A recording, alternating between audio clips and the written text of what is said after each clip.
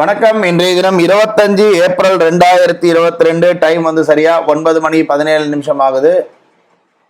வெள்ளிக்கிழமை என்னால் ரெக்கார்ட் பண்ண முடியல. வெள்ளிக்கிழமை 100% ஸ்டாப் லாஸ் ஹிட் ஆகிருக்கு. என்னால் பண்ண முடியல. இன்னைக்கு செகண்ட் கேண்டில் முடிஞ்சு மூணாவது கேண்டில் போயிட்டு இருக்கு. மூணாவது கேண்டில் எந்த சைடு தொடுதோ நமக்கு சிக்னல் ஜென்ரேட் ஆகும். எந்த சைடு தொடுதுன்றதை பார்ப்போம். செல் சைடு தொட்டுதுன்னா புட் ஆப்ஷன் எடுக்கும், பை சைடு தொட்டுதுன்னா கால் ஆப்ஷன் எடுக்கும். மார்க்கெட் அப்படியே போயிட்டு இருக்கு.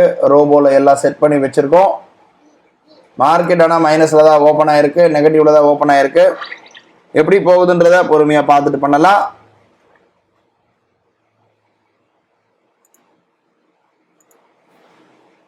பை வரா மாதிரி இருக்கு, பை வந்திருக்கு. பை வந்த உடனே நம்ம பார்க்கிறோம் ரோபோல எடுத்திருக்கு. அதே போல டெர்மினல் எடுத்திருக்கு. 36,000 கால் ஆப்ஷன் எடுத்திருக்கு. 36,000 கால் ஆப்ஷன் எடுத்திருக்கு. எம்டிஎம் பார்க்குறோம் 200-300 ரூபா கிட்ட மைனஸ்ல இருக்கு. வெயிட் பண்ணி பார்க்கலாம். பார்க்குறோம் ரொம்ப மிக வேகமாக ஏறுது மார்க்கெட்டு.